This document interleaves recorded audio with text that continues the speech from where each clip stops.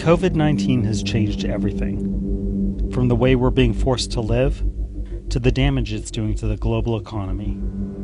But it might just be a dress rehearsal for a much more virulent, lethal pandemic to come. We know this because it's happened before, and we know where it's likely to come from.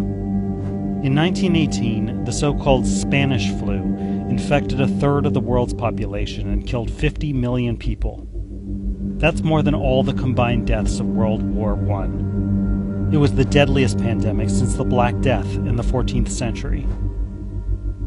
Over the next 100 years, new viruses emerged that led to new pandemics, though on a smaller scale than 1918, including a series of more recent outbreaks: avian flu, SARS, swine flu, MERS.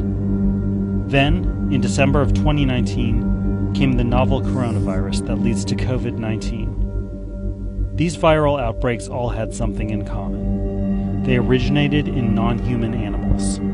That gives us an important clue for how to stop the next pandemic, which could be far, far worse than the one we're living through.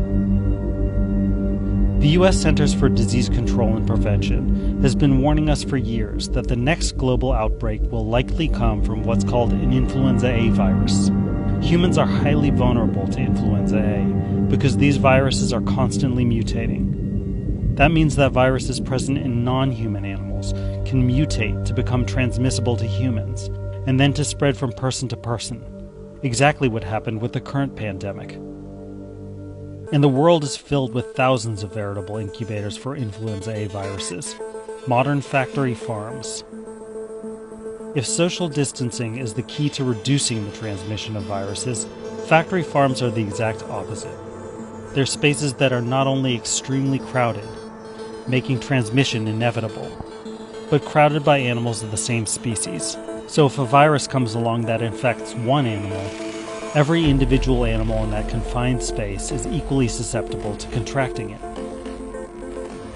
If that virus then mutates to make the leap from animal to human, beginning, most likely, with a farm worker, and then mutates to spread from human to human, we have all the ingredients for the next global pandemic. How deadly could that pandemic be? The novel coronavirus is highly contagious, but from what experts can estimate today, while its mortality rate is high, about 10 times as high as the seasonal flu, it's not nearly as high as the viruses that have caused past pandemics. For instance, while COVID-19 has a likely infection mortality rate of under 1%, the SARS outbreak killed around 10% of those who contracted it. MERS claimed the lives of more than 1 in 3 infected patients, and the avian flu has a mortality rate of 60%. Fortunately, those viruses, while more lethal than novel coronavirus, were far less contagious. For instance, even though avian flu has an extremely high death rate, it is presently transmitted from one human to another only sporadically. But in the future, a virus could emerge that combines the mortality rate of avian flu with the transmission rate of novel coronavirus. That would be categorically catastrophic for humanity.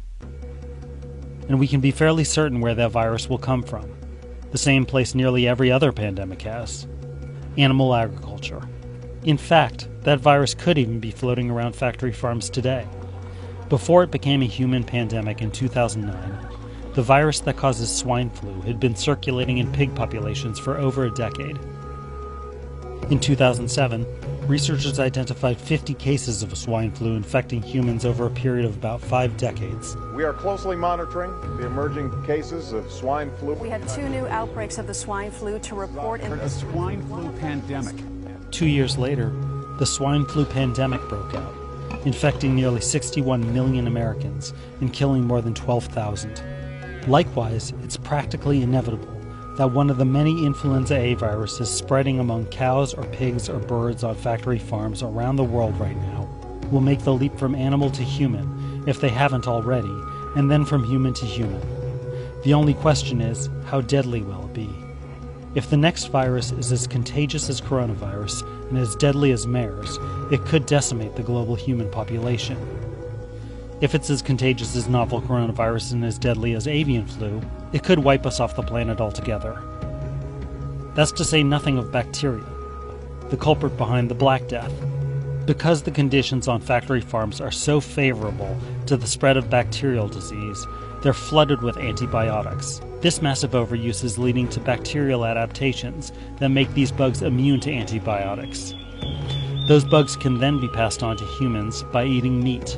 So in addition to the risks of the influenza A virus, it's nearly inevitable that factory farms will generate future foodborne bacterial outbreaks on a local, regional, national, or international scale.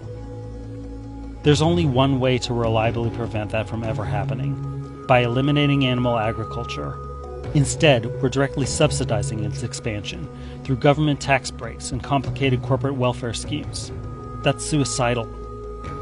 In the future, it's likely we'll look back on factory farms with the same regretful acknowledgement with which we today look at the wet markets that spawned SARS and novel coronavirus, as something we could have taken the steps to shut down a long time ago, to save millions of human lives and hundreds of billions of non-human animal lives in the present.